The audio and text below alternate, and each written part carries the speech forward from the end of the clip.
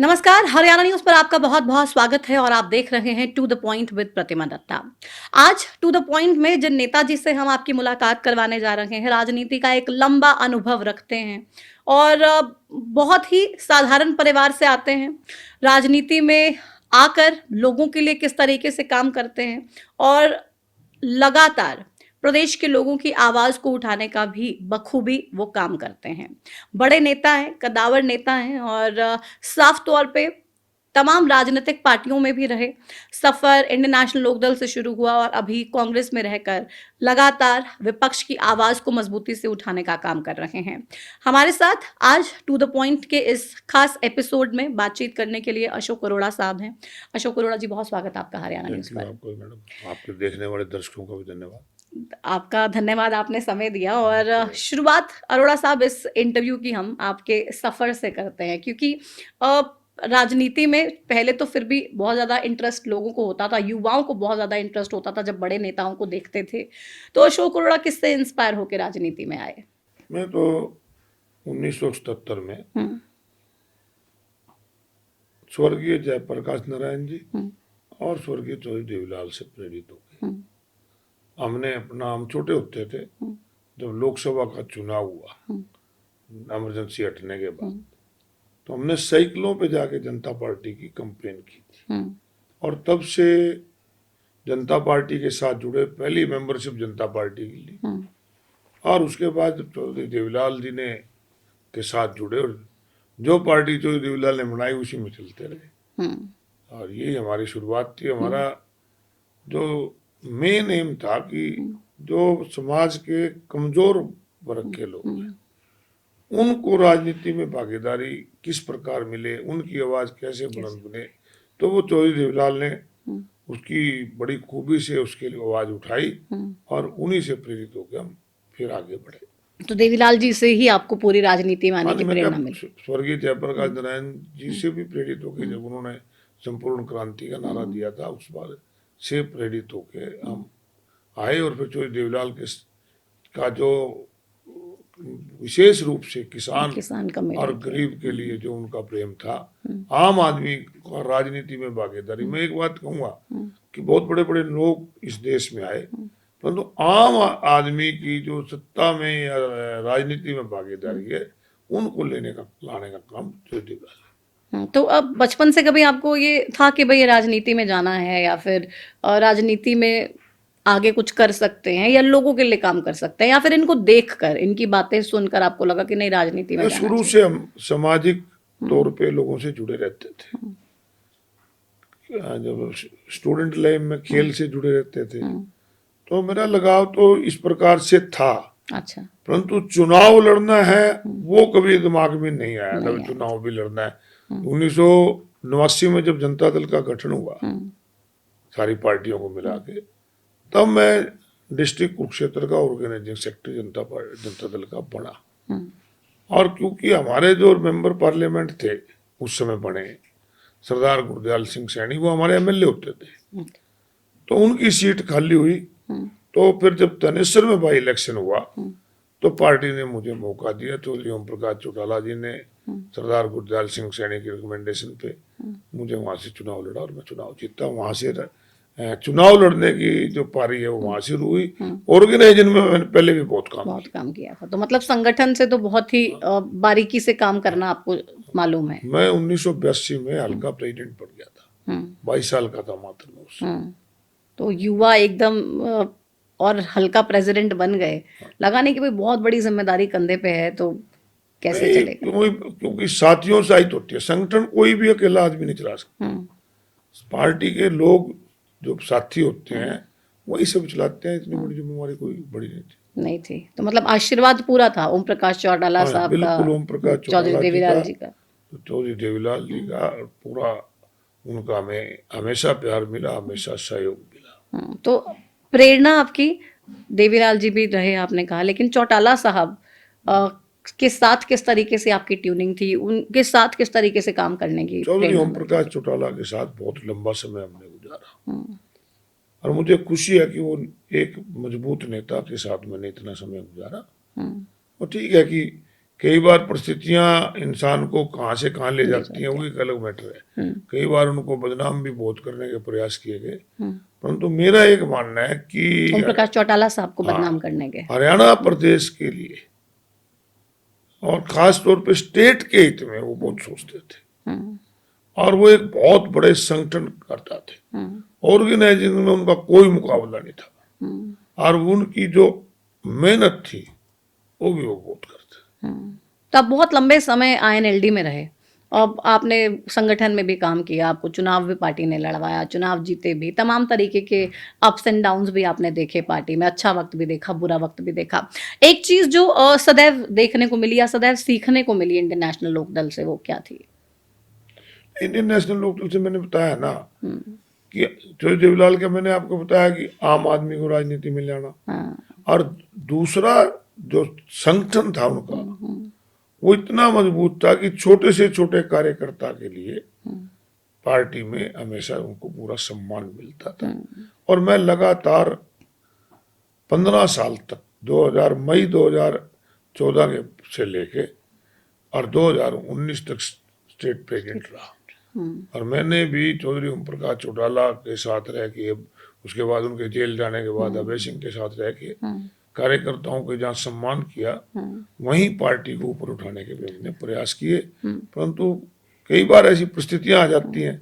एक बार ऐसी परिस्थितियां आई कि पार्टी और परिवार दो फाड़ हुआ, तो उससे कार्यकर्ताओं में निराशा आई, जिसकी वजह से मुझे भी मजबूरन पार्टी छोड़नी पड़ी। तो आपने भी ये परिवार की टूट की वजह से ही पार्टी छोड़ने का फैसला किया? कार्यकर्ताओं का दबाव था, जो हमारे लोकल कार्यकर्ता थे, तो वो इस स्थिति में आगे भी अब क्या करें। तो क्योंकि वो समय था जब इंडियन नेशनल लोकदल ये कहती थी कि भाई हम सरकार बनाने जा रहे हैं, हम बहुत मजबूत हैं, ऐसे में परिवार का टूट जाना, बिखर जाना, और फिर दोनों को ही निश्चित रूप से उस समय बीजेपी से लोग बहुत परेशान थे और सरकार बदलना चाहते थे। बीएसपी के साथ आईएनएलडी का अलायंस हो गया था, तो एक पूरे हरियाणा में एक हवा थी कि इस बार सरकार आईएनएलडी बीएसपी की आएगी। परंतु बीच में परिवार के टूटने से, पार्टी के दो फाड़ होने से लोगों को निराशा लगी और उसका नतीजा निकाला, बीजेपी दूसरी बार आई। इंडियन नेशनल लोकदल ने एसवाईएल को लेके भी बहुत संघर्ष किया। राजीव लोंगोवाल समझौता जब हुआ तो उसके बाद सड़कों पे तमाम आईएनएलडी के कार्यकर्ता भी आ गए। धर्मवीर सिंह जी जो सांसद हैं भिवानी महेंद्रगढ़ से, वो मुझे कह रहे थे कि भाई हमें तो देवीलाल जी ये सिखाते थे कि लोगों को बहका लो, समझाओ मत।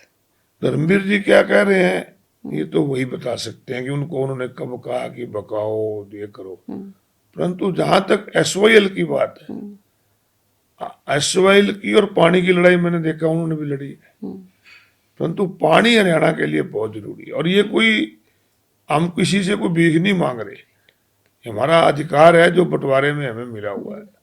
और अब तो सुप्रीम कोर्ट का फैसला 2016 के बाद जब आ गया, तो उसके बाद तो सरकार को माननी। सुप्रीम कोर्ट का फैसला भी आ गया, केंद्र सरकार ने भी हस्तक्षेप किया, दोनों राज्यों के मुख्यमंत्री भी बैठे, केंद्र सरकार का हस्तक्षेप हुआ ही नहीं। दिल्ली में मीटिंग्स हुई, मीटिंग नहीं। ये जो आज की सरकार है, राज्य के मुख्यमंत्री हैं, ये हरियाणा का पक्ष कमजोर कर रहे हैं। ये पंजाब के मुख्यमंत्री से बात कर रहे हैं। बात तो करनी थी तो फैसले से पहले करनी थी।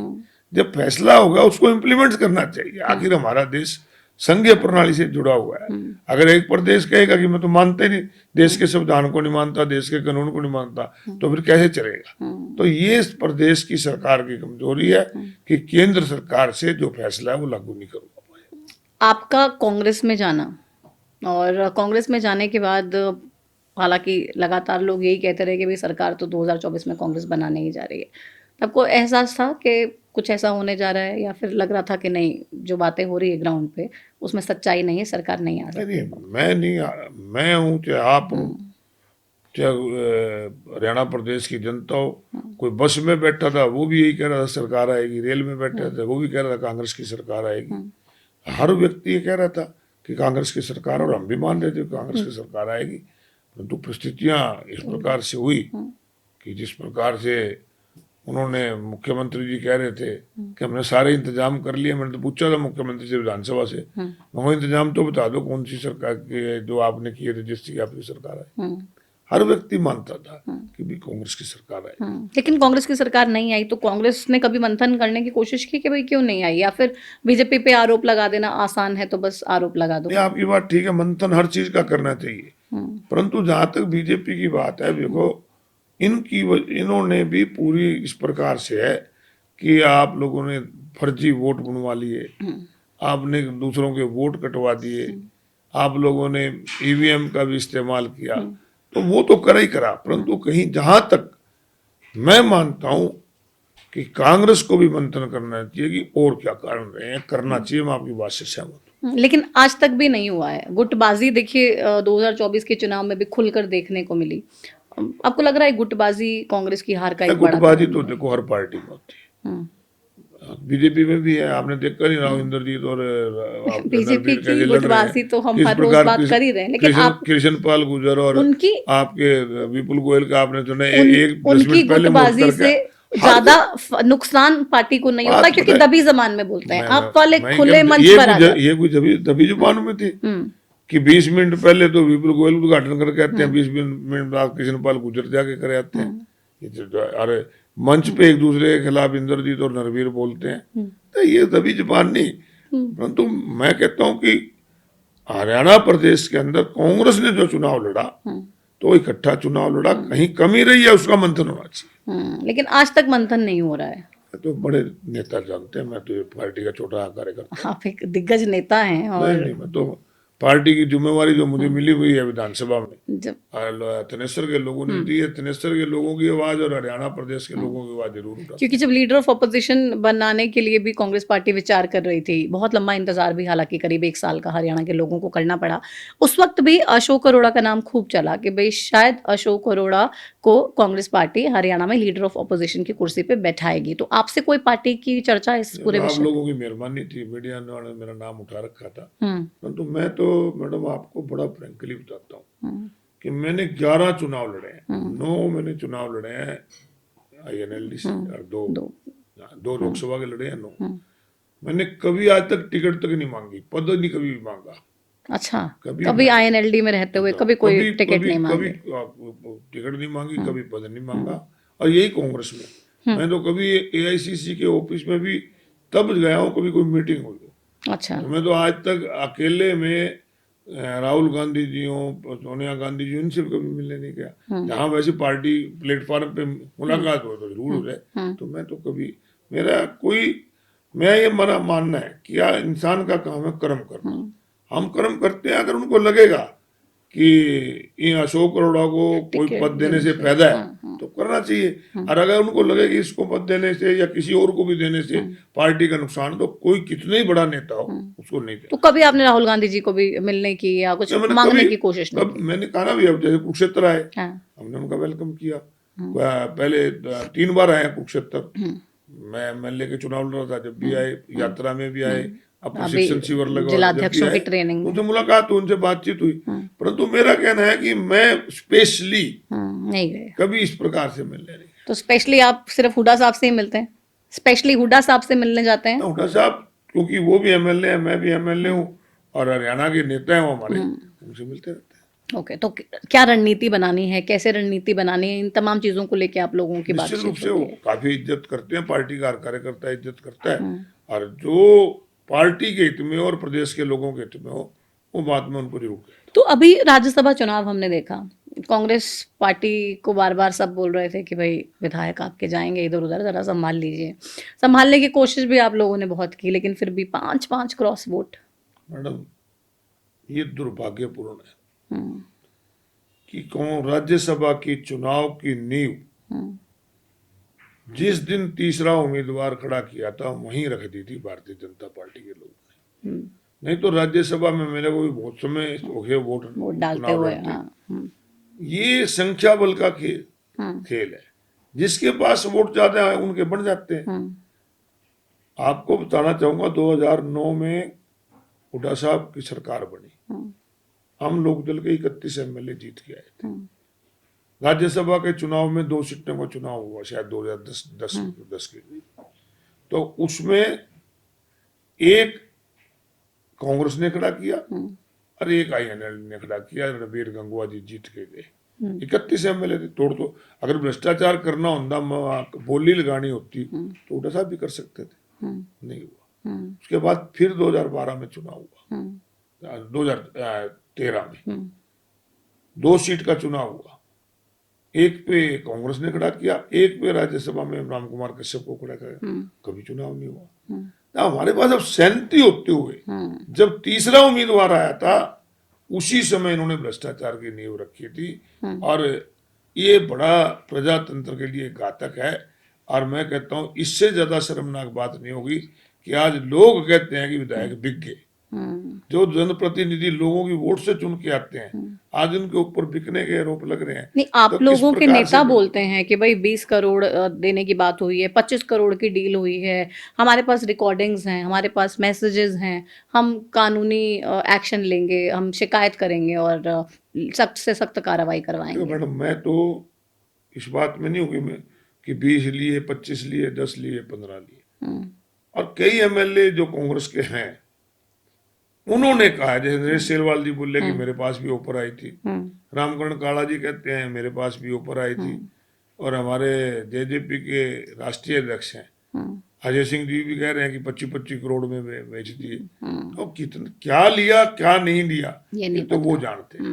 परंतु जिस प्रकार से MLA जो प्रेजेंट है वो ये कह रहे हैं हमारे 20-20, 25-25 करोड़ की ऑफर आई है, तो निश्चित रूप से बड़ी दुर्भाग्यपूर्ण बात। तो आप भी हिमाचल में थे और जिन 5 विधायकों ने क्रॉस वोट किए, शैली चौधरी, रेनू बाला, मोहम्मद इजराइल, इलियास और आपके जर्नैल सिंह, इनका क्या वहां पे बर्ताव, रवैया नॉर्मल था? मतलब आप लोगों से अच्छे से बात कर रहे थे? बिल्कुल एकदम था। बल्कि जिस दिन गए हैं इजराइल जी मेरी बस में ही थे, और रोजा खुलवाने का टाइम आया तो कहने लगे प्रधान जी रोजा खुलवाना है, तो बस रुकवा के रोजा खुलवाने का काम भी वहाँ पे हुआ। ये शैली चौधरी जी और अपनी जो रेनू बाला के साथ एक बच्ची थी, वो भी हमारे साथ ही घूमती रही, खेलती रही। तो ये कोई ऐसा बात नहीं थी। और आप भी हमारी उनसे कोई लड़ाई थोड़ी है। बात तो सिर्फ एक है कि पार्टी में रह के आप जिस पार्टी के टिकट पे जीत के आए हो, आपने, अब मुझे इजराइल का बयान पढ़ रहा था, वो कह रहा था मुझे उम्मीदवार पसंद नहीं आया था इसलिए मुझे वोट नहीं दी। तो ये बात पार्टी प्लेटफॉर्म पे जब कैंडिडेट डिक्लेयर हुआ था कहनी चाहिए थी। बाद में ये कहना तो ये तो एक किस्म के एक झूठ को छुपाने के लिए कई और 100 झूठ बोलने पड़ते हैं। तो कह रहे हैं कि भाई मैंने हल्के के विकास के लिए दे दिया वोट, मेरी अंतरात्मा की आवाज सुन के मैंने वोट हल्के के विकास के लिए। तो अगर हल्के के लोग वोट देते तो बीजेपी को दे देते, फिर तो विपक्ष की लोड़ नहीं है। जितने सारे कांग्रेस के MLA हैं या इंडिपेंडेंट या लोकदल के MLA हैं, सारे बीजेपी में शामिल हो जाओ, हल्के का विकास हो जाएगा। ये कोई बात थोड़ी होती, फिर तो प्रजातंत्र कहाँ बचेगा। लेकिन आपको लगता है कि भाई 5 विधायक तोड़ना मतलब कोई मामूली बात तो नहीं हो सकती है? बस मैं ये तो वो बता सकते हैं क्यों टूटे हैं, परंतु जिस प्रकार से धन बल का इस्तेमाल हुआ, मैं नहीं मानता कि ये आगे के लिए कोई अच्छे लक्षण है। धन बल का जिक्र बार बार आप लोग कर रहे हैं। मैं नहीं कर रहा हूँ। मैं आपके नेताओं ने बोला। जिन MLA को दूसरे MLA जो जिन्होंने कांग्रेस को वोट दी है, मैंने नाम भी कोट किए आपके सामने, वो कह रहे हैं कि हमारे पास ऊपर आई थी। तो अब आपके प्रदेश अध्यक्ष राव नरेंद्र सिंह, BK हरिप्रसाद, इन्होंने कहा भी मीडिया के सामने कि भाई हमारे पास पूरे प्रूफ हैं, जो हमारे विधायकों को अप्रोच किया गया, जो मैसेज भेजे गए, कॉल रिकॉर्डिंग्स हैं जो फोन किए गए, हमारे पास पूरे प्रूफ हैं कि क्या क्या उनको प्रलोभन देने का काम बीजेपी ने किया है।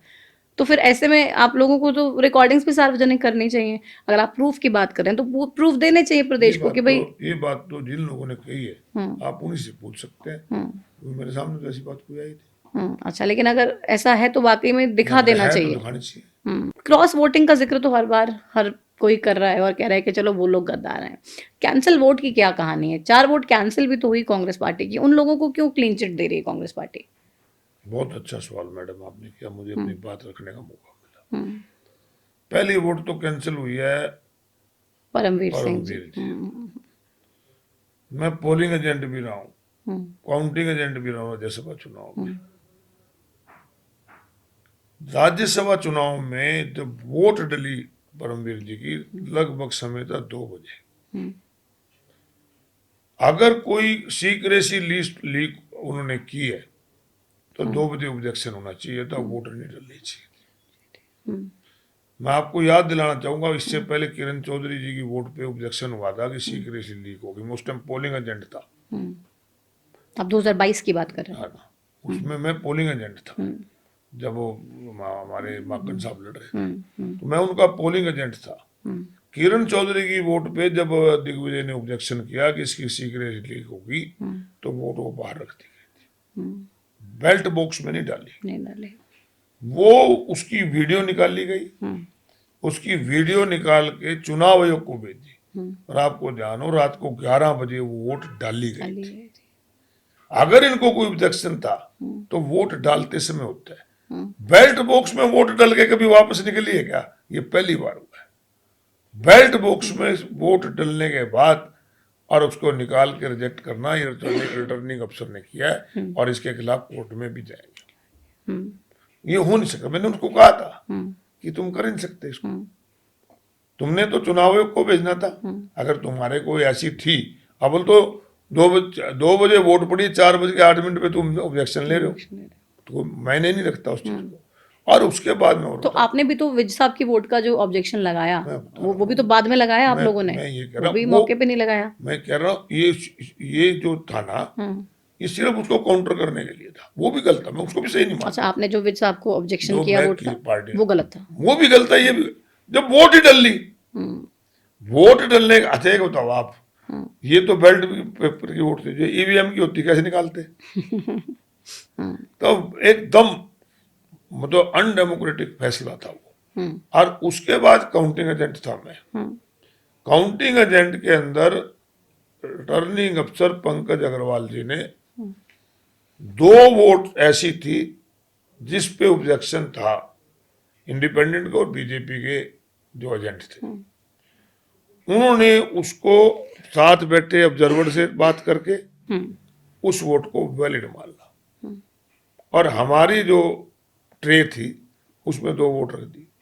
उन्होंने फिर ऑब्जेक्शन उठा, उन्होंने फिर देखा, ये 5 बार, एक बार पहले 5 बार बाद में 6 टाइम वोट चेक करने के बाद वैलिड की गई, और लास्ट में डिसीजन करते उसको इनवैलिड कर दी।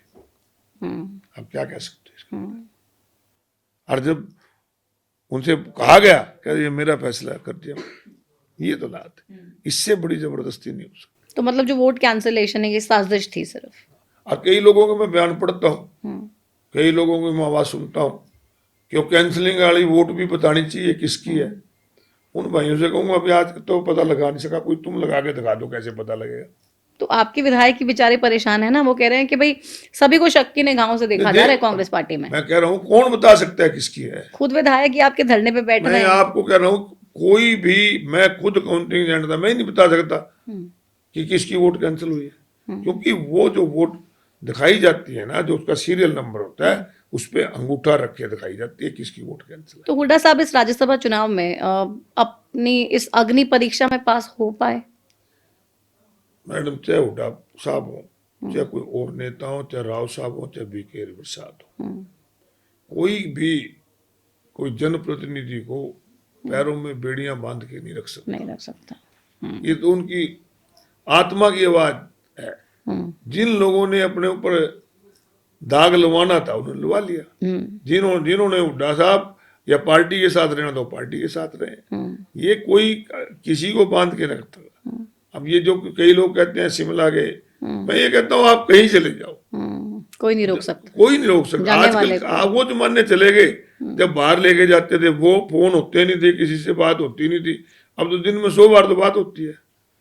तो ये सिर्फ जो पार्टी के साथ दगा करने वाले लोग हैं, वो ना तो हुड्डा के हैं, ना शैलजा जी के हैं, ना वो हैं, वो दागी लोग हैं। उन्होंने बेईमानी पार्टी के साथ की। तो वहां जाके फोन वगैरह किसी से कोई नहीं लिए गए, सबके पास अपने अपने फोन्स थे।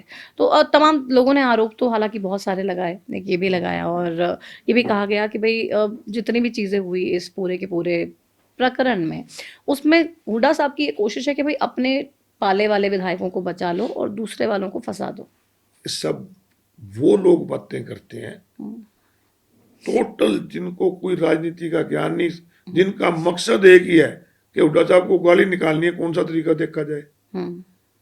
अब इसमें अगर तुम ग्रुप की भी बात करो तो 3 तो हुड्डा साहब के ग्रुप के थे, फिर उनके नाम क्यों लिए? जरनैल सिंह, इजराइल और इलियास तो हुड्डा साहब के ग्रुप के थे, फिर उनके नाम क्यों आए? ये लोग लोगों को बहकाने का काम करते हैं कि किस प्रकार से इस प्रकार बात कह के हुड्डा साहब को बदनाम कर दो। इनका मकसद घुमा फिरा के हुड्डा साहब को गाली निकालना है बस। तो कुमारी शैलजा और हुड्डा साहब की लड़ाई की वजह से वाकई में कांग्रेस कमजोर हो रही है? नहीं, ऐसी कोई बात नहीं। दोनों इकट्ठे पार्टी ने चुनाव लड़ा है और 37 MLA है। कमी मैंने पहले शुरुआत में कही थी, जो कमी रही उसका मंथन करना चाहिए। आपके हिसाब से क्या कमी रही 2024 में सरकार न आने की वजह से? मेरे हिसाब से जो कांग्रेस पार्टी का फार्मूला है सीटिंग गेटिंग का, सबसे बड़ी कमी है। तो आपने सजेशन दिया था कि भाई ये फॉर्मूला सही नहीं? जहां मैं दे सकता था वहां दिया था। जहां तक मैं दे सकता था वहां मैंने दिया था। और उन्होंने मुझे आगे से जवाब मिला था कि कांग्रेस में सीटिंग गेटिंग चलती है। तो ये सेटिंग गेटिंग ले डूबी कांग्रेस पार्टी को? नहीं, मैं नहीं कहता ले डूबी, MLA जितने भी हैं, परंतु आपने कहा कि आपके मेरे मैं तो व्यक्तिगत राय है, मैं भी रॉन्ग, मैं ये थोड़ी है कि मैं ही ठीक हूँ, मैं भी गलत हो सकता हूँ। लेकिन आपके नेता भी मेरा अपनी राय की बात नहीं, ठीक है, आपकी बिल्कुल निजी राय है और हर किसी की वो निजी राय होती भी है। लेकिन आपके नेता ये कह रहे हैं कि भाई हुड्डा साहब को ठेकेदारी दी गई थी कि भाई सरकार 2024 में हरियाणा में कांग्रेस पार्टी की बनवानी है, सारी जिम्मेदारी हुड्डा साहब के कंधों पे थी। लेकिन अगर सरकार नहीं आई तो हुड्डा साहब की कोई तो जवाबदेही होनी चाहिए ना। सरकार नहीं आई तो जिम्मेदारी तय होनी चाहिए कि भाई हुड्डा साहब की वजह से नहीं आई। लोग बनाते हैं। 5 MP जब जीते थे जब भी तो हुड्डा साहब ही थे। 2 बार सरकार हरियाणा में लाए थे जब भी हुड्डा साहब थे। सरकार लाने की जिम्मेवारी सभी नेताओं की होती है। सभी नेता इकट्ठे चले, उन सब की उतनी जिम्मेवारी है जितनी हुड्डा साहब की थी। तो परंतु किसी एक व्यक्ति को ये दोष देना कि इसकी वजह से सरकार नहीं आई, मैं इसको ठीक नहीं मानता। आपको लगता है ये गलत है? तो हुड्डा साहब से आपकी सामूहिक जिम्मेवारी है। अब एक गवर्नमेंट है, गवर्नमेंट के फैसले तो ठीक तो हो जाए तो सरकार के फैसले हैं। अगर गलत हो जाए, कैबिनेट कोई गलत निर्णय ले ले तो चीफ मिनिस्टर के ऊपर आए नहीं, वो सारी कैबिनेट की जिम्मेवारी है। लेकिन लोग तो यही कहते हैं ना कि भाई सैनी साहब की सरकार में ये हो गया या खट्टर साहब की सरकार में हो गया। या हुड्डा साहब कहते थे मेरी सरकार थी, अच्छा तो हो जाए, हरियाणा नंबर 1 था तो हुड्डा की सरकार में हुआ। मैं कह रहा वही यही मैं इसको भी ठीक नहीं मानता। जिम्मेवारी सामूहिक होती है, चाहे सफलता की हो चाहे विफलता की। तो मतलब ये कह देना कि सिर्फ हुड्डा साहब ही जिम्मेदार था, ये गलत है। मैं गलत मानता हूँ, सामूहिक जिम्मेवारी है। तो ये रणदीप सुरजेवाला से आपकी मुलाकात होती है, आप मिलते हैं? हाँ, भाई है छोटा मेरा, मिलते रहते हैं, मेरे जिले से भी है, तो कट्टे जिला था हमारा। तो भाई से भाई वाली बात होती है या भाई से? ना, बिल्कुल एकदम। मेरा विद इन पार्टी किसी के साथ कोई द्वेष नहीं है। तो कांग्रेस वाले ये आरोप भी लगाते हैं कि अगर आप जैसे हुड्डा साहब के करीब हैं, आपने रणदीप सुरजेवाला से बात कर ली या आपने कुमारी शैलजा से बात कर ली तो हुड्डा साहब नाराज हो जाते हैं कि भाई ये गलत है। 2019 में मैंने कांग्रेस ज्वाइन की और मैं चुनाव हार गया। चुनाव हारने के बाद एकदम कोरोना आ गया। उसके बाद कोरोना में 2020 के करीब शायद आया, 21 में आया हो। तो रणदीप सुरजेवाला ने सारे डॉक्टर्स को कोई कोरोना के बचाव के लिए सामान बांटना था। मैं सारे कुरुक्षेत्र में उनके साथ गया, मेरे को नहीं कभी हुड्डा साहब ने रोका। दादूपुर नलवी नहर जब बंद हुई, हमने ज्वाइंट प्रेस कॉन्फ्रेंस करी। मंडियों में जीरी की पीछे की जीरी की बात है, जब MLA बनने के बाद जीरी का जब धान घोटाले की चर्चा हो रही थी, मैंने और उन्होंने इकट्ठे मंडी में जाकर संयुक्त प्रेस कॉन्फ्रेंस करी। मेरे को कभी हुड्डा साहब ने रोका। शैलजा जी के साथ जब प्रेसिडेंट के तौर पे आती थी, कोई ऐसा प्रोग्राम नहीं जम्मू में नहीं गए। अब भी शैलजा जी कुरुक्षेत्र में एक प्रोग्राम में आए तो उनके साथ बैठे थे। कोई मेरा आपकी पर्सनल लेवल पे किसी से कोई कभी ना, मुझे ये तो नेशनल पार्टी है। मैं चौधरी ओम प्रकाश चौटाला की पार्टी में रहता था। लोग ये क्या कहा करते थे कि चौधरी ओम प्रकाश चौटाला एक ऐसे नेता हैं कि कोई उनका नेता दूसरी पार्टी के नेता से बात भी कर लेना तो उसके कान खाए देते हैं। मेरे को तो उन्होंने कभी नहीं रोका। तो आपके कान कभी नहीं आप जिस पार्टी में हो, आप जिस नेता के साथ हो, उसके प्रति आपकी लॉयल्टी होनी चाहिए पार्टी और नेता के प्रति। आप कहाँ जा रहे हैं, कौन आपके पास आ रहा है, अगर इस बात की बंधक हुई फिर तो हम बंधुआ मजदूर हैं। लेकिन अरोड़ा साहब, ये बात तो आप मानेंगे ना कि जो अलग अलग गुट कांग्रेस में बने हुए हैं, इनके गुटों की वजह से कांग्रेस का एक आम जो कार्यकर्ता है उसके दिल में भी कहीं ना कहीं ये परेशानी है। सारे अब पार्टी को मजबूत करने पे अपने अपने स्तर पे लगे हुए। राहुल गांधी हरियाणा आते हैं चुनाव के बाद, बार बार कहते हैं कि भाई गुटबाजी नहीं चलेगी। तमाम बड़े नेताओं को कह दिया जाता है कि अगर गुटबाजी हुई अब तो आगे से फिर कांग्रेस पार्टी कड़ा मैसेज दिखाएगी, एक सख्त एक्शन लेगी। वो बातें भी समझ नहीं आती कांग्रेस के नेताओं को। इकट्ठे तो है, कहाँ लड़ रहे हैं? सारी पार्टी इकट्ठी है, दिख नहीं रही ना इकट्ठे, आपस में लड़ रहे हैं। कहाँ नहीं दिख कुमारी शैलजा, राहुल गांधी जी की यात्रा ही सारे इकट्ठे नहीं थे। वो तो मजबूरी में करना भी पड़ता है जब ऊपर से प्रेशर आ जाए। देखो, जो एआईसीसी का प्रोग्राम होता है या पीसीसी का प्रोग्राम होता है, वो सभी नेता मिलके इकट्ठे करते हैं। बाकी इंडिविजुअल प्रोग्राम तो ब्रजेंद्र सिंह जी की भी यात्रा चल रही है, वो कर रहे हैं अपना प्रोग्राम। किसी का अच्छी लग रही है आपको सद्भाव यात्रा ब्रजेंद्र सिंह की? कहने का मतलब, जो व्यक्तिगत किसी का प्रोग्राम है वो कुछ करे, हम भी अपने हल्के में व्यक्तिगत हमारे प्रोग्राम होते हैं, हम भी करते हैं, अपने हल्के का दौरा भी करते ब्रजेंद्र हैं, सिंह की साथ लगते पेवा में चले जाते हैं, शाहबाद में चले जाते हैं। परंतु जहां तक पीसीसी और एआईसीसी का प्रोग्राम है उसमें सभी नेता मिलकर करते हैं। तो ब्रजेंद्र सिंह की सद्भाव यात्रा ठीक लग रही है आपको? क्या फीडबैक मिल रहा है? जो मेहनत कर रहा है तो अच्छी बात है, करनी चाहिए। कांग्रेस के झंडे के नीचे कर रहा है। आपसे बात हुई? नहीं, मेरी बात होती रहती है ब्रजेंद्र सिंह से होती रहती है। ब्रजेंद्र से तो मेरी कमी है, तो ब्रजेंद्र सिंह से होती है। तो उन्होंने कहा नहीं कि भाई आप भी यात्रा में आइए, मजबूती मिलेगी यात्रा को या पार्टी को मजबूती मिलेगी? कोई मेरी जो उनसे बात होती है, जरूरी थोड़ी है हर बात बतानी होती। नहीं, हर बात नहीं पूछ रही मैं, यात्रा को लेके उन्होंने कहा कि आमंत्रित किया आपको कि आप आइए यात्रा में। यात्रा में आई, कुरुक्षेत्र में अच्छा स्वागत हुआ उनका। आपने नहीं किया? मैं था नहीं वहाँ। अच्छा, अगर होते तो जाते? अच्छा, क्योंकि कह रहे हैं ना हुड्डा साहब कंट्रोल कर रहे हैं विधायकों को, यहाँ पे भी रोक रहे हैं कि नहीं ब्रजेंद्र की यात्रा। तो किसी ने आज तक रोका नहीं रोका है। मैं तो यहाँ यानी मैं तो कहा, मैं लोकदल में रहा, उन्होंने कभी रोका। चाहे अजय सिंह जी थे, अभय सिंह जी थे, चाहे वो थे, पूरा सम्मान होता था। इंडियन नेशनल लोकदल के बारे में भी थोड़ी सी बात कर लेते हैं, क्योंकि लोगों के दिमाग में ना आज भी वो परसेप्शन है कि भाई जब आईएनएलडी राज था तो बहुत ही गुंडागर्दी थी, बहुत ही दहशत थी हरियाणा के लोगों में और बहुत ही डरा के रखते थे। ऐसा था? ऐसा कुछ नहीं था, प्रचार ज्यादा था। ऐसा कुछ नहीं था, प्रचार ज्यादा था। प्रचार ही प्रचार था। तो कहते थे जो पसंद आ जाता था रख लेते थे। सब बेकार की बातें। किसी की गाड़ी ले लेते थे तो किसी का सभी घर। बेकार की बातें, ये ऐसा कभी कुछ नहीं हुआ। कुछ नहीं हुआ।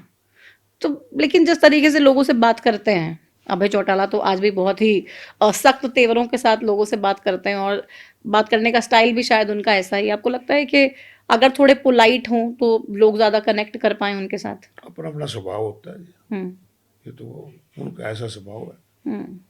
अब आईएनएलडी का भविष्य कभी देख रहे हैं कि भाई चमकेगा या राजनीति में कुछ? आईएनएलडी ने छोड़ के और प्रदेश से जुड़े मुद्दे पूछ लो ना, और बहुत मुद्दे हैं। वो तो पूछेंगे क्योंकि आप आईएनएलडी में रहे हैं। छोड़ दो, छोड़ो, कल की बात पुरानी, आगे कर लो। तो कोई भविष्य आईएनएलडी का नहीं है मतलब? नहीं, मैं क्यों कहूँ, पार्टी अपने जोर लाती है अपने लिए, भविष्य तो लोग तय करते हैं। लेकिन आपको फिलहाल ऐसा लग रहा है कि इतनी मजबूती नहीं है? आज के दिन क्या है कि देखिए, लोग बीजेपी की सरकार को बदलना चाहते हैं और विकल्प कांग्रेस पार्टी। बीच में तो आपका भी बहुत, ये भी लोगों ने नाम चलाया शायद वापसी आईएनएलडी में करने के लिए आप तैयार हैं। चर्चाएं कुछ चली थी या बस ऐसी हवाई बातें? सुनी नहीं कोई चर्चा ऐसी। हमने नहीं सुनी। ये हमारे तो बहुत ये चर्चा सुनने में सुनी नहीं, आपसे ही सुन रहा हूँ। हमने नहीं सुनी। वैसे मेरे भाई की तरह है, मेरे दोस्त है, भाई है, छोटा भाई है। तो वैसे अभय चौटाला से अभी भी बातचीत होती है? बिल्कुल, मेरे पड़ोस में तो रहते हैं, साथ वाला फ्लैट उनके तो है। हाँ, तो मतलब मिलते हैं, बातचीत होती है। तो पार्टी वाइज कोई ऐसा मतभेद? ऐसा कोई नहीं है, कोई मतभेद। मेरे दोस्त हैं, वो भी हैं, रामपाल माजरा जी, उनके स्टेट अध्यक्ष हैं, मेरे बड़े भाई की तरह। हमेशा जब भी आते हैं हम इकट्ठा लंच करते हैं। क्योंकि 29 में सरकार बनाने को लेके बहुत ही आश्वस्त हैं अभय चौटाला जी। हर पार्टी के नेता को अपने कार्यकर्ताओं को ये कहना चाहिए कि अगली सरकार हम बनाए। नहीं तो कौन रहेगा? कांग्रेस पार्टी तो लगातार 3 बार से कह रही है सरकार बनाएंगे बनाएंगे बनाएंगे। सरकार बनाने का कोई दूर दूर तक भी प्लान 2029 नहीं में करेगा। पक्की बनाएंगे। पक्की बनाएंगे। हाँ। बस आप कहने के लिए पंप दे रहे हैं कि बस ना कार्यकर्ताओं 2029 जोश भर के रखो। 2029 में पक्की बनाएंगे, 2029 में पक्का बनेगी। पक्का बनाएंगे। किरण चौधरी ने कहा हाल ही में कि भाई सपने देखना भूल जाओ कांग्रेस किरण वालों, चौधरी ने 40 साल तक अब बीजेपी रहने वाली किरण है। चौधरी ने भी बहुत सपने लिए थे मुख्यमंत्री के, वो भूल गई है। किरण चौधरी जी जब कांग्रेस में होती थी, कुलदीप बिश्नोई जी जब कांग्रेस में होते थे, तो हमेशा मुख्यमंत्री की बात करते थे। आज खाली बेटी की बात करते हैं कि मैं श्रुति को आपके पास छोड़ रही हूँ। आज कहाँ गए मुख्यमंत्री का दावे? उन्होंने छोड़ दिया सपने लेने। मतलब बीजेपी है सपने ज्यादा बड़े देखने नहीं देती, या फिर बीजेपी में जाके सब सीधे हो जाते हैं? बीजेपी में जाके सपने लेने छोड़ के यहाँ ले रहे थे। अब सपने उनके पूरे नहीं हुए, सपने छोड़ दिए। हमारे तो सपने अभी हैं कि हम सरकार बनाएंगे। अच्छा, सपना है और विश्वास है कि वो हो विश्वास से पाएगा। बनाएंगे। अब ग्राउंड पे क्योंकि हम देख रहे हैं तमाम नेता आजकल कम से कम कुछ तो विपक्ष की भूमिका में नजर आने लगे हैं। मंडियों में लगातार तमाम कांग्रेस के लोग भी जा रहे हैं, विधायक जा रहे हैं, खुद नेता प्रतिपक्ष भी जा रहे हैं और किसानों को हो रही परेशानियों के बारे में जिक्र कर रहे हैं। बहुत बड़ी परेशानी झेलनी पड़ रही है। मुझे हैरानी होती है कि किस प्रकार से नए नए तरीके लाते हैं किसान को परेशान करने के। जब सरकार के पास पूरा ब्यौरा है, मेरी फसल मेरा ब्यौरा पोर्टल पे है, उसके हिसाब से उनके गेट पे कटने चाहिए। पहले भी कटते थे, अब उसको बायोमेट्रिक करो। ट्रैक्टर में 3 के नाम ले आया, उनकी तीनों की फोटो होनी चाहिए।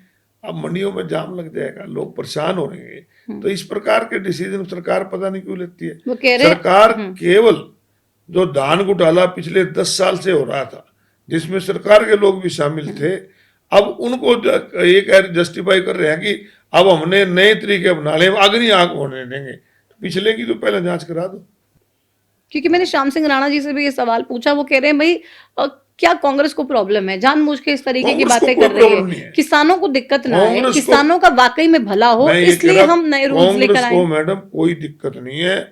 कांग्रेस एक मुख्य विपक्षी दल है और हरियाणा प्रदेश के लोगों को जो दिक्कत होगी उसकी आवाज उठाना हमारा फर्ज है, हम उठा रहे हैं। आज किसानों को दिक्कत, और मुझे हैरानी है कि श्याम सिंह राणा एक बहुत अच्छे किसान है, खुद किसान है, और मैंने उनके साथ बहुत लंबे समय तक उन्होंने मैंने इकट्ठा काम किया। आज पता नहीं किस दबाव में वो सरकार का पक्ष ले रहे हैं, वो खुद जानते हैं कि आज किसान को कितनी परेशानी। वो कह रहे हैं भाई बायोमेट्रिक को लेके विपक्ष लगातार सवाल उठा रहा है। बायोमेट्रिक किस लिए? कह रहे हैं भाई जब विधायक भी, अगर एक कोई पूर्व विधायक भी है, पेंशन लेने जाएगा तो उसको भी बायोमेट्रिक वेरीफाई करना पड़ेगा। बायोमेट्रिक किस लिए? जब मेरी फसल मेरा ब्यौरा में पोर्टल में चढ़ी हुई है, उसकी जरूरत क्या है? अब वो फसल बेचने कोई जाएगा तो उसकी अगर पोर्टल पे है तो फसल बेचने, आज तो ट्रैक्टर सारों के पास नहीं है, ट्रैक्टर किराए का भी लेके जाएगा, ट्रैक्टर का नंबर दो जी, ट्रैक्टर में कौन जाए उसकी फोटो दो जी। वो कह रहे किसी एक की फोटो दे दो, जरूरी नहीं है कि आपको खुद ही आना पड़े। मैं कह रहे वही कह रहा ना, वही आप फोटो की जरूरत क्या है? जब आपके पास आपकी गिरदौरी के हिसाब से पोर्टल में दर्ज है कि आपके इतनी फसल पे गेहूं लगी हुई है, इतनी पे ये लगी हुई है, और आजकल तो सारा कुछ सैटेलाइट से देखते हैं, तो फिर इन चीजों की क्या जरूरत है? पर खेत में पराली जड़े उसको तो सैटेलाइट से देख रहे हैं, और खेत से गेहूं आ रही वो नहीं दिख रही। कह रहे हैं हम तो टेक्निक लेके आ रहे हैं कि भाई नई टेक्नोलॉजी आए, किसान अडैप्ट करे। बेचारे की मजबूरी है, बीजेपी में जाके फंस रहा है, नहीं तो बहुत अच्छा किसान था, किसानों के साथ खड़ा होता, परंतु क्योंकि आज मिनिस्टर है उसको पक्ष रखना पड़ता। वो तो ये भी कह रहे हैं कि भाई जब सीधी बारिश पड़ती है तो फसल को नुकसान नहीं होता, वो तो अच्छी होती है सीधी बारिश फसल के लिए। मुझे इसी बात की हैरानी है। देखिए मेरा एक मानना है कि बरसात का जो है अल्टीमेटली फायदा होता है। तो अगर खड़ी फसल पे, पकी हुई फसल पे आज काटने की फसल होगी और कई बार कट जाती है, उस पर बरसात पड़ेगी तो कैसे उसका बढ़ जाएगी, घटेगी, हो तो नुकसान तो होगा। किस बात की कह रहे हैं आंधी से नुकसान हो सकता है, ओलों से हो सकता है, लेकिन सीधी बारिश से नहीं होता है। ये राणा साहब कह रहे हैं, श्याम सिंह राणा साहब। बरसात का नुकसान मैं मानता हूँ कि बरसात का नुकसान नहीं होता, ओले से नुकसान होता है, आंधी से नुकसान होता है, परंतु आंधी का नुकसान भी तभी होगा जब बारिश पड़ेगी। खाली आंधी आ जाओ बारिश ना पड़ो तो क्या नुकसान है? बारिश आएगी जब नुकसान होता है। तो किसानों को लेके ये हालांकि किसान आंदोलन के वक्त अपनी नाराजगी जताते हुए बीजेपी को छोड़ भी दिया था श्याम सिंह राणा साहब ने, और किसानों के आंदोलन का समर्थन भी किया था। बाद में चलिए घर वापसी हो गई, उनको मना लिया गया या जो भी हो गया। आपको लग रहा है कि बतौर कृषि मंत्री जस्टिफाई कर रहे हैं अपने काम को? As a man Shyam Singh Rana ji बहुत अच्छे आदमी, एज ए किसान बहुत अच्छे आदमी है, परंतु जिस प्रकार उनके राज के होते हुए धान घोटाला हुआ है, जिस प्रकार अब लोगों को तंग किया हुआ है, तो इसमें श्याम सिंह राणा भी उतना ही जिम्मेवार है। धान घोटाला सदन में भी हमने देखा, खूब इसको लेके आप लोगों ने सवाल भी पूछे और साफ तौर पे कहा कि भाई ये घोटाला है। बार बार आप कहते रहे, हम भी सवाल पूछ रहे थे सरकार से, और सीएम साहब ने कहा भी कि हालांकि घोटाला जिस तरीके से कोई चीज़ नहीं है, बट हाँ कुछ अनियमितताएं पाई गई और हमने अधिकारियों के खिलाफ सख्त कार्रवाई की है। संतुष्ट हैं जो कार्रवाई अब तक हुई धान घोटाले पर? मैं तो विधानसभा में ध्यानाकर्षण प्रस्ताव इस बार लाया था धान घोटाले पे, और इससे पिछले सेशन में भी मैंने मुख्यमंत्री जी से कहा था कि आपके अपने हल्के में भी धान का नमी के नाम पे लूटा जा रहा है। तो कह रहे थे ऐसा कुछ नहीं है, कोई एक किसान ले आओ। अब उन्होंने खुद उस जवाब में कहा कि हमने 38 जो है मार्केट कमेटी के सचिव को चार्जशीट किया है।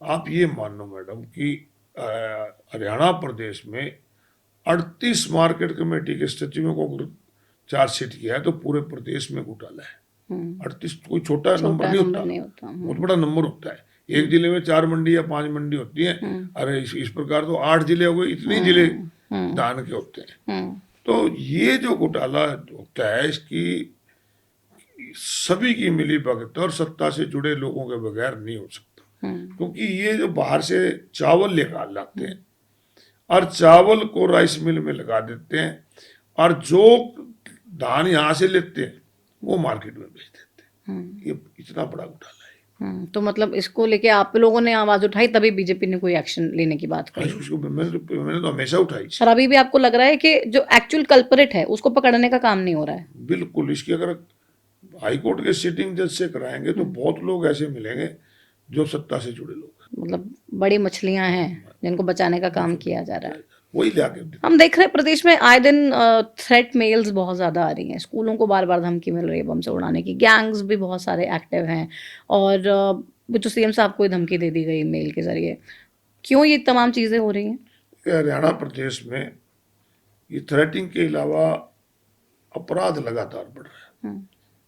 इस प्रकार की थ्रेटिंग तो अब थोड़े दिन से शुरू हुई है, परंतु हमारे यहाँ व्यापारियों को, इंडस्ट्रियलिस्ट को, आईलेट सेंटर के लोगों को रोजाना कितनी धमकियां आती हैं पैसे मांगने की, और बहुत लोग ऐसे हैं जो मंथलियां दे रहे हैं। आपके पास आते हैं ऐसे कोई लोग? मैं कह रहा हूँ, खुद मुख्यमंत्री का हल्का है लाडवा, वहां के एसएचओ ने कहा कि हमने 9 लोगों को सिक्योरिटी दी हुई है जिनसे पैसे मांगे जा रहे हैं, और बहुत लोग ऐसे हैं जो बताते नहीं, जाके पैसे दे आते हैं। तो ये बड़ा दुर्भाग्यपूर्ण बात है। इस पे सरकार को बहुत जोर देके सख्ती से, अपराधी कोई हो, इसमें विपक्ष और सत्ता पक्ष का नहीं, सभी को मिलके हरियाणा में अपराध को। लेकिन सरकार ने तो बीच में बहुत सारे एक्शन लिए, बहुत सारे ऑपरेशंस चलाए, और तमाम अपराधियों को पकड़ के जेल में भी डालने की कोशिश की। में एक तरफ तो ऑपरेशन चलाते हैं, और विधानसभा में जो इनसे पूछे जाते हैं तब कहते हैं कि हमारे यहाँ तो बिल्कुल ठीक ठाक चल रहा है। दोनों में अपडेट कैसे? विधानसभा में सरकार ये भी कहती है कि भाई कांग्रेस को बोलो कि सुनने की हिम्मत रखे, सवाल पूछते हैं तो जब हम ठोक के जवाब दे रहे हैं, हम साफ साफ डिटेल्ड आंसर देते हैं तो भाग जाती है। 3-3 घंटे मुख्यमंत्री को सुनते हैं। इस बार गवर्नर एड्रेस की स्पीच मुख्यमंत्री जी की निकलवा लो, और मेरी भी निकलवा लो। मैं लगभग 45-47 मिनट बोला, जो मुख्यमंत्री को सवाल किए उसमें एक का भी जवाब नहीं दिया। बात तो हम हरियाणा की करते हैं, वो कभी जम्मू कश्मीर पहुंच जाते हैं, टर्नर पे पहुंच जाते हैं, कभी कहीं पहुंच जाते हैं। इस प्रकार से जो पूछा जाता है उसका जवाब ना देके केवल अपना ये बनाना कि मैं कितना लंबा बोल रहा हूं, तो ये सुनने के लिए विपक्ष वहां बैठता। विपक्ष तो लोगों की आवाज है, जो लोगों की दिक्कत है वो तो बतानी चाहिए उनको। आप कह रहे हैं कि कोई ठोस आंसर नहीं होता इसलिए आप लोग जाते हैं। कोई जवाब ही नहीं होता, देते ही नहीं, किसी चीज का जवाब देते, हमने बार बार मांगते नहीं देते। तो आप लोगों के पास अब क्या काम है, क्योंकि आपने संगठन में बहुत ज्यादा काम किया है और आप जानते हैं कि संगठन की ताकत कितनी ज्यादा है। करीब 11 साल बाद जाकर कांग्रेस ने हरियाणा में अपना संगठन बनाना शुरू किया, बनाया भी, और अब काफी हद तक उस पर काम आगे बढ़ रहा है। 2029 में आपको लग रहा है यही संगठन आपको मजबूती देने का काम करेगा? ये अभी तो संगठन की शुरुआत हुई है, अभी तो केवल जिला प्रधान बने हैं या जिले की, तो जब तक आप संगठन को बूथ स्तर पे नहीं ले जाओगे, क्योंकि पार्टी कोई भी हो, पार्टी की जो नींव होती है वो कार्यकर्ता होता है, पार्टी का संगठन होता है, और संगठन अगर मजबूत होगा तभी आप लड़ाई लड़ सकते हो। पिछले चुनाव में भी कमी संगठन की खली, और मुझे अब लगता है कि पार्टी ब्लॉक स्तर पे भी संगठन खड़ा करने जा रही है। तो ये कॉपी करने का आइडिया तो नहीं है? क्योंकि बीजेपी वाले तो ये कहते हैं कि कांग्रेस को तो मालूम ही नहीं था संगठन क्या है, ये तो हमारा देख के उनको पता चला कि पन्ना भी कुछ होता है, बूथ भी कुछ होता है, और यहाँ पे भी संगठन बनाने की जरूरत है। आज ये लोग संविधान की धज्जियां उड़ाकर, आज ये लोग प्रजातंत्र को पैरे तोड़े रोंद के, आज जितनी ऑटोनमस बॉडी हैं उनका दुरुपयोग करके सत्ता में पैसे के बल पे आज ये बात करते हैं। अगर यही बात हम इनसे पूछें कि 2009 में तो बीजेपी का संगठन था, जब 2,000 वोट आए थे हरियाणा में, उस टाइम भी तो संगठन का इसी तरह का था। ये तो वो कहते हैं ना, चलती का नाम गाड़ी है, आज इनको ये मजाक सुनते हैं, नहीं तो इनका संगठन हमने देखा है कि इनकी जो मीटिंग होती थी ना, एक छोटे से कमरे में हो जाया करती थी, इससे ज्यादा लोग नहीं आया करते थे। अच्छा, लेकिन अब उस जगह से उठा के अपनी पार्टी को उस मुकाम पे लेके गए। हाँ, तो मैं कह रहा हूँ ये लेके गए हैं, परंतु अगर ये कहना कि कांग्रेस का जो संगठन नहीं है, ये भी गलत है। सुभाष सुधा जी से आपके रिश्ते कैसे हैं? मेरा भाई है, भाई है हमारा। प्यार बड़ा सामने दिखता भी है आप लोगों का। नहीं, देखो बात सुनो, हमारी कोई व्यक्तिगत लड़ाई उससे नहीं है, हमारी तो मुद्दों की लड़ाई होती है। मैं तो किसी से व्यक्तिगत द्वेष कोई रखता नहीं। हम जो जहां जहां कमी होती है उसको उठाते हैं, उनके खिलाफ भी उठाते हैं। जहां उन्होंने कोई अच्छे काम करे होंगे तो उनको कहते हैं, परंतु 10 साल वो MLA रहे हैं, 10 साल में ऐसा कोई भी कुरुक्षेत्र में काम नहीं गिना सकते जो उन्होंने हरियाणा प्रदेश से किया, सरकार से किया।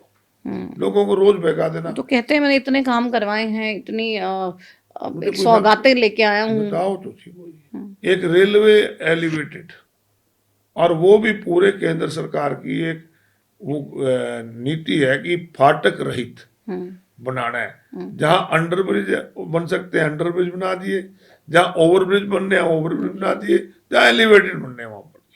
और अच्छी बात है, इससे एक्सीडेंट में कमी आएगी, लोगों को सुविधा मिलेगी। इसके अलावा तो कोई काम हुआ ही नहीं। कह रहे कोई काम ग्राउंड पे नहीं किया है। अब एक विवाद भी बहुत ही फेमस हुआ नगर परिषद की बैठक में, हाथापाई भी हुई। मेरी कोई लड़ाई नहीं थी, मेरी लड़ाई तो एक थी कि आप एक तरफ तो महिला सशक्तिकरण की बात करते हो, आप एक तरफ पार्लियामेंट और विधानसभा के अंदर भी उनको आरक्षण देने की बात करते हैं, और दूसरा आप लोग जो हाउस की मीटिंग बुलाई हुई है उसमें एक तरफ चिट्ठी निकालते हो कि स्वाय पार्षद के कोई नहीं आएगा। मैं तो ईओ से यही पूछ रहा था कि तुम्हारी चिट्ठी का क्या हो रहा है, ये तुम तो एक तरफ ये करते हो, यहाँ तो महिलाओं के प्रतिनिधि बैठे हैं, तो ये बात थी। और मेरा कोई किसी से झगड़ा नहीं। रणबीर गंगवा साहब से अशोक अरोड़ा जी के कैसे रिश्ते हैं? रणबीर गंगवा जी हमारी पार्टी में रहे हैं, राज्यसभा के सदस्य रहे हैं, और मुझे खुशी है कि जिस समय वो राज्यसभा में गए थे मेरी रिकमेंडेशन से गए थे, मैंने भी उनको रिकमेंड की थी। एक अच्छे इंसान है। गंगवा साहब का भी इंटरव्यू किया मैंने हाल ही में, और मैंने पूछा कि भाई राज्यसभा चुनाव में कांग्रेस पार्टी जीत गई, चलो जैसे तैसे जीत गई, लेकिन आप दोनों बहस क्यों करने लग गए? क्या हुआ था कि भाई अशोक अरोड़ा वर्सेस रणबीर गंगवा हमें देखने को मिल गया? कोई मेरी उनसे वो बहस नहीं थी।